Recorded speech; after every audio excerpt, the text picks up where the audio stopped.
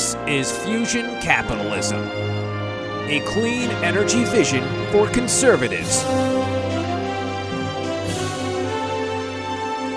Brought to you by industry leader and company CEO, Steve Malink. Here's Steve. Over the course of this podcast, I've talked to thought leaders, professors, and lobbyists in the clean energy space. But what is being done on the ground in corporate America? This week, I'm joined by Aamir Paul, the U.S. country president for Schneider Electric. Schneider Electric is a global provider of electrical products and energy management software.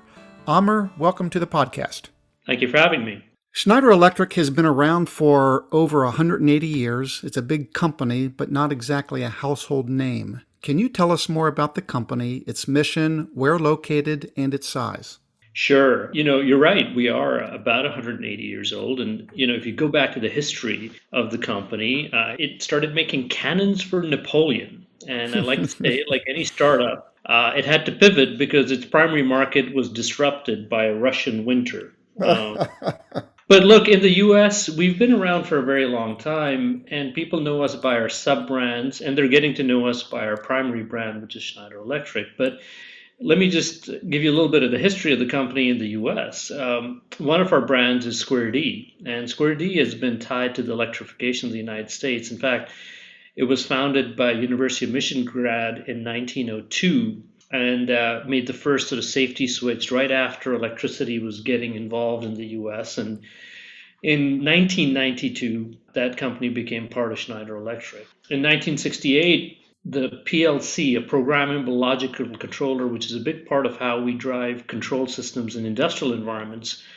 was invented, and a company started called Modicon by a gentleman here in the United States. And that company in Modicon grew up to become a big force in the industrial space, and again, became part of Schneider Electric in the late 90s.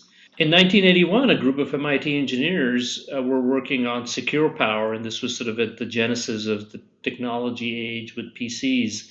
And they formed a company called American Power Conversion. And APC was born, and in 2007, that company became part of Schneider Electric. So a lot of our growth in the U.S. has been through these acquisitions as well as organic development. But we've been operating in the U.S. for almost 100 years as well. And one takeaway from that is 4 out of 10 homes in America have our content in them, in our Square D panel boards. Some of the largest ports and airports and infrastructure in the country is powered by us. If you're online for about 6 hours or more, it's almost impossible in this country to not be interfacing with the data center powered by Schneider Electric. 4 out of 10 hospitals have our content in them. So we've been a big part of the journey in the U.S., in the sustainability journey and the electrification journey. Globally, we're about $27 billion in revenue, but frankly, we measure our impact more by what we can do in terms of sustainability. And I'm very proud that just earlier this week, we were named by Corporate Knights, which is a media and research group out of Canada, as the most sustainable company in the world. And almost that calling card is more important to us because of the impact we have both on our environment and our partners, but what we can do for our customers. Very interesting. Yes, I just read that earlier this week as well. And gosh, what great timing to have a podcast interview with you just days after that announcement. Congratulations. Thank you. So can you tell us more about how your firm came to be recognized as this, most sustainable company in the world?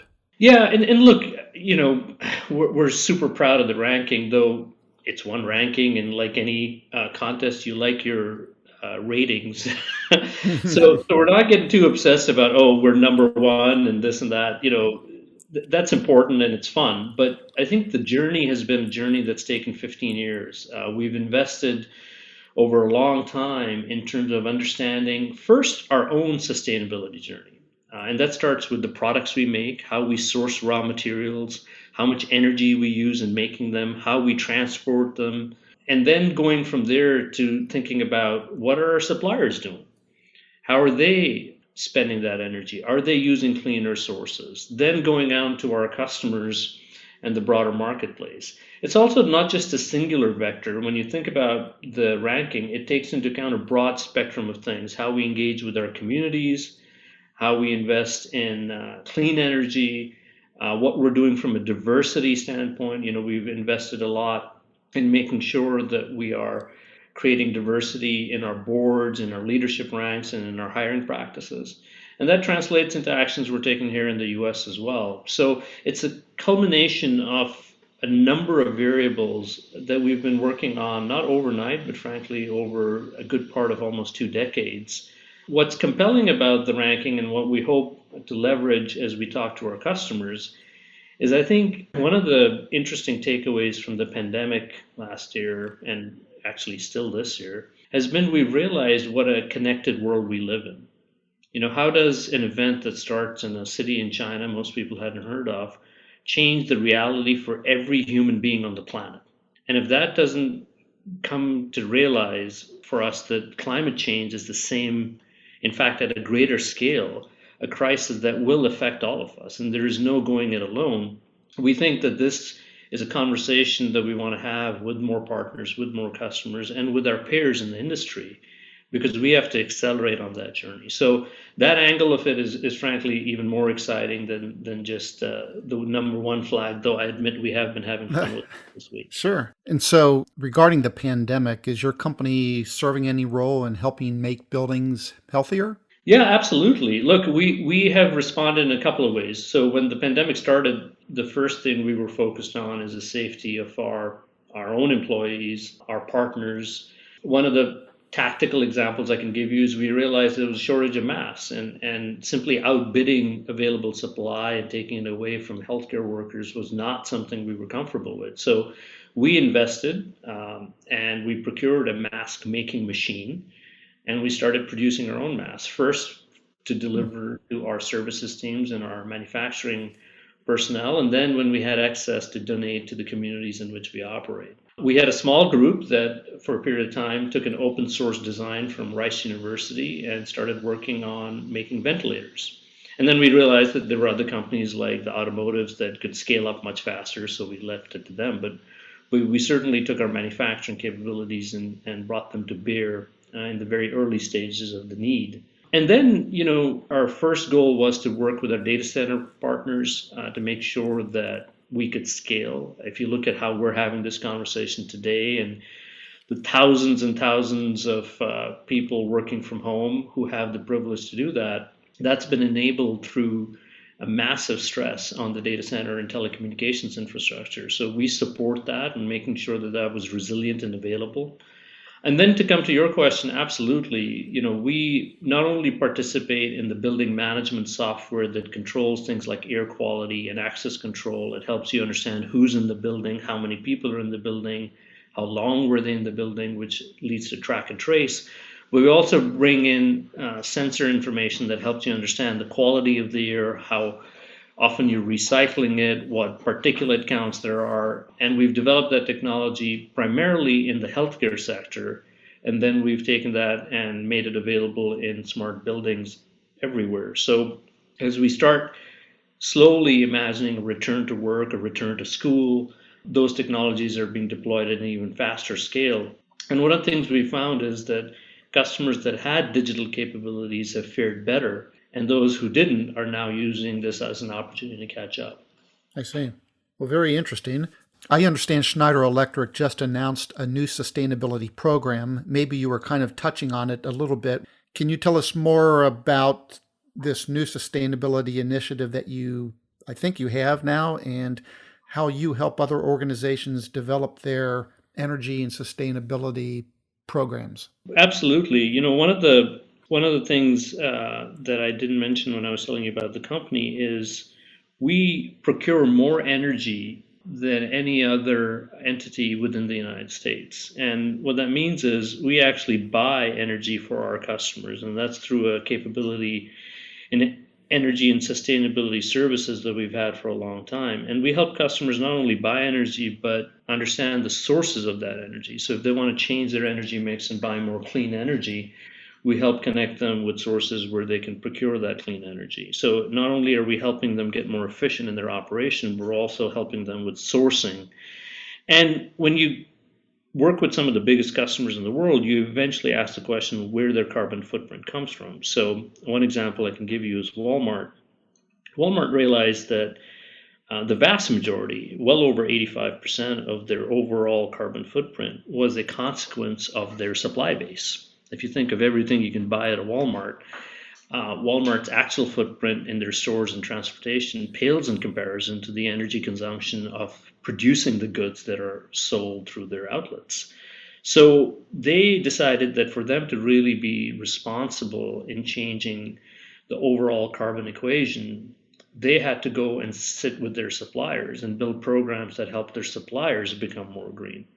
And so sat down with Walmart and we built a specific program for them to help all of their suppliers evaluate where they're buying their energy, exploring more cleaner sources of energy, and driving various efficiency programs. If you take that idea and say, how can we help customers across all sectors understand, first evaluate, then understand and build practical plans for their own consumption, their customers, and then their supply base, that is what we're trying to do in this new sustainability service. And it's a combination of using connectivity, analytics, as well as making sure that we look at it as a system and not as a point of consumption. So those things are brought together. And the idea is you can start small. You can start with the building, you can start with the campus, or you can look at an entire system in an enterprise, as Walmart chose to do. I see. And so now that you're talking about other organizations, I'm sure you know about BlackRock. This morning I read that they, as the largest private equity company in the world, with nearly $9 trillion of assets under management, that they're trying to exert more influence with corporate America to kind of influence them to go zero carbon by 2050.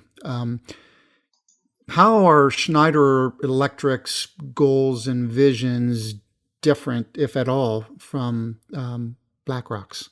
I actually loved your post, Steve. I think you worded it as it's a warning to CEOs everywhere, and I think the warning not as in a threat, but I think as an opportunity to get ahead of a crisis. You know, one of the things we learned in the COVID experience is the best time to prepare for a crisis is before you find yourself in one. And the climate crisis is one that is going to take us collectively as a global community, but especially as large companies, to start investing now. And look, we don't have to look outside our borders. Let's take a minute and take the part we're most proud of, Silicon Valley, right?